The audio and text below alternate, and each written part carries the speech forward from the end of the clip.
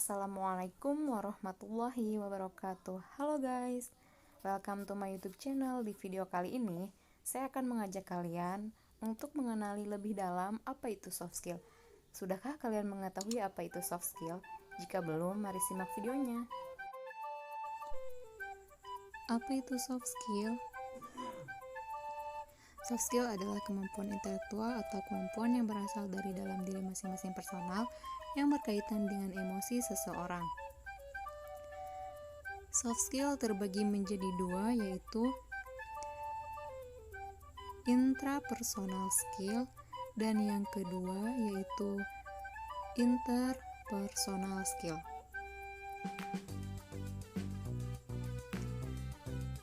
Intrapersonal skill yang meliputi 1.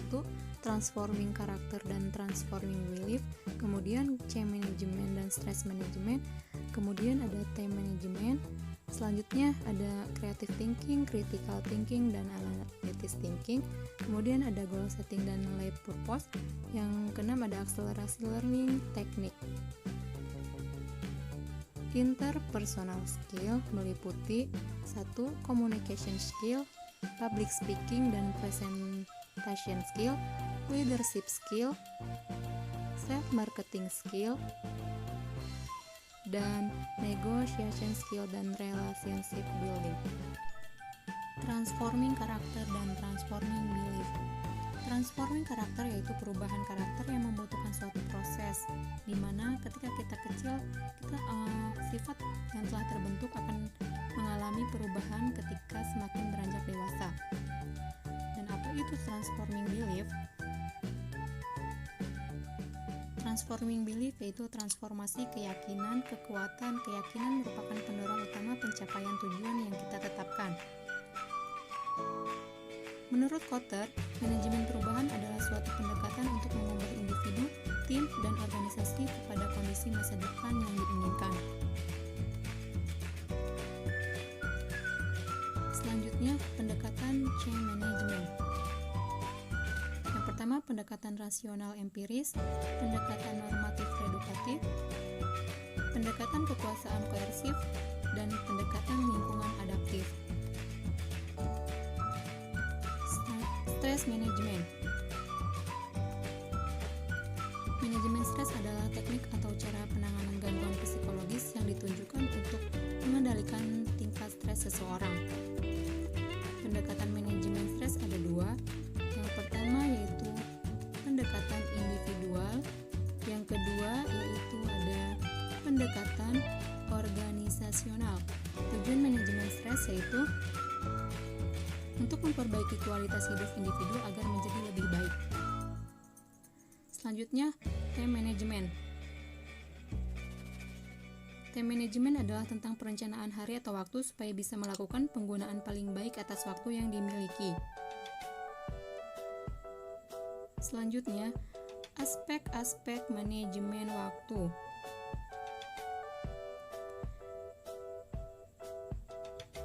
Yang pertama, menetapkan tujuan, kemudian menyusun prioritas, menyusun jadwal, bersikap asertif, bersikap tegas, menghindari penundaan, dan meminimalkan waktu yang terbuang.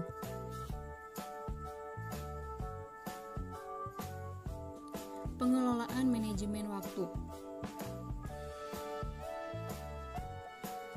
Yang pertama, perencanaan waktu, pengorganisasian waktu, pengkoordinasian waktu, dan pengawasan waktu.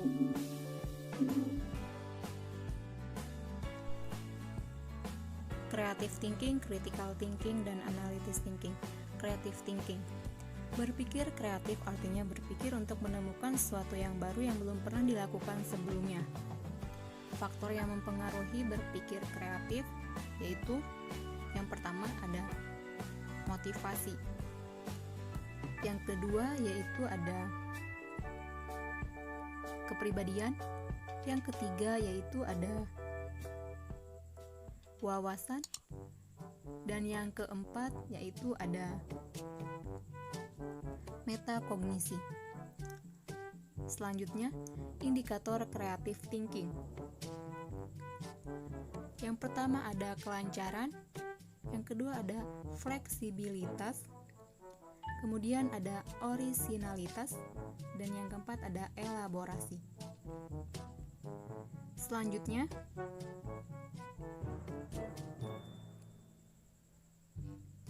critical thinking. Berpikir kritis adalah interpretasi dan evaluasi yang tampil dan aktif dari observasi dan komunikasi.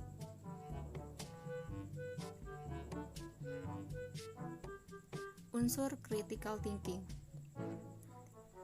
Yang pertama yaitu ada fokus, yang kedua ada alasan, dan yang ketiga ada kesimpulan.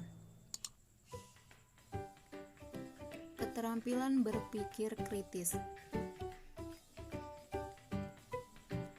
Yang pertama yaitu cepat tanggap terhadap peristiwa. Yang kedua yaitu eksplorasi. Yang ketiga yaitu integrasi. Dan yang keempat yaitu mengusulkan atau resolusi. Analytic thinking. Berpikir analitis merupakan kemampuan berpikir untuk membagi masalah menjadi bagian penting dan tidak penting.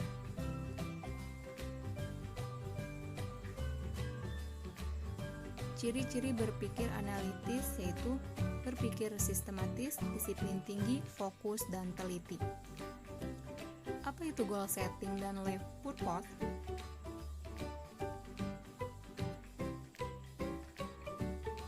Tujuan adalah pengatur langsung dari perilaku. Aspek-aspek goal setting. Yang pertama, spesifik. Yang kedua, terukur. Yang ketiga, langkah-langkah. Yang keempat, realistis. Yang kelima, waktu.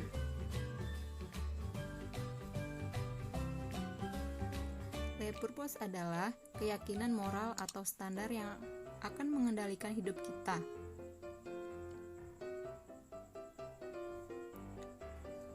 Akselerasi learning technique. Pembelajaran akselerasi melibatkan pembelajaran yang disampaikan dalam waktu yang lebih singkat daripada komunikasi skill, meliputi public speaking dan presentasi skill. Komunikasi dapat didefinisikan sebagai pertukaran pesan dengan satu pesan lain antara dua tubuh, proses penghasilan pengetahuan dan memberinya makna. Kemudian public speaking. Public speaking adalah proses tindakan dan seni berbicara di depan audiens dengan tujuan tertentu. Elemen dalam public speaking.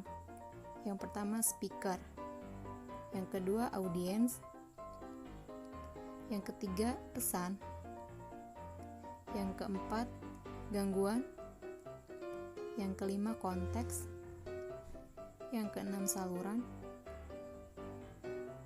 yang ketujuh etika. Selanjutnya, presentasi skill merupakan bagian dari public speaking. Presentasi adalah salah satu bentuk komunikasi seseorang yang berbicara di hadapan publik. Jenis presentasi. Yang pertama, presentasi terencana, dan yang kedua, presentasi spontan. Selanjutnya, leadership skill. Kepemimpinan adalah hubungan yang ada antara 12 orang dalam situasi sosial. Pemimpin dalam satu situasi belum tentu menjadi pemimpin dalam situasi lain. Menurut Rifai, terdapat 3 macam gaya kepemimpinan. Yang pertama, kepemimpinan otoriter, demokrasi, dan kepemimpinan bebas.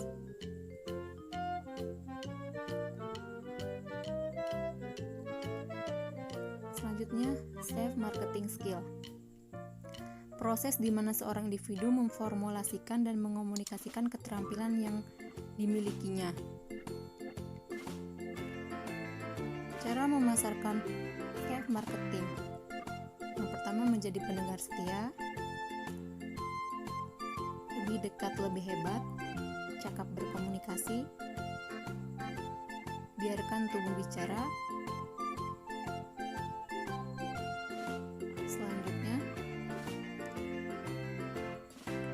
penampilan yang mengesankan, jadilah percaya diri, mengalahkan rasa takut, dan jadilah penjual sejati.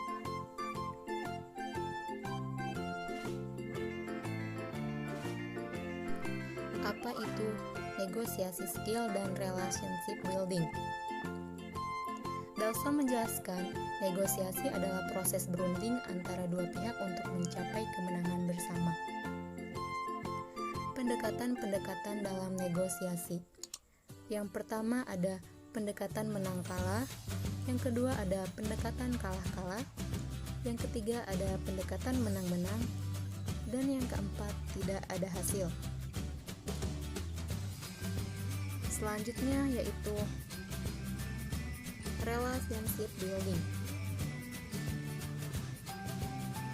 Relationship building adalah suatu kemampuan individu di luar kemampuan akademisnya, yaitu untuk berhubungan dengan orang lain. Cara membangun hubungan, yang pertama yaitu bangun hubungan satu persatu, kemudian bersikap ramah dan menjalin hubungan, ajukan pertanyaan kepada orang-orang, beritahu orang tentang diri Anda, pergi ke berbagai tempat dan lakukan sesuatu, dan selanjutnya, terima orang apa adanya, asumsikan orang lain juga ingin menjalin hubungan, atasi rasa takut Anda akan kehilangan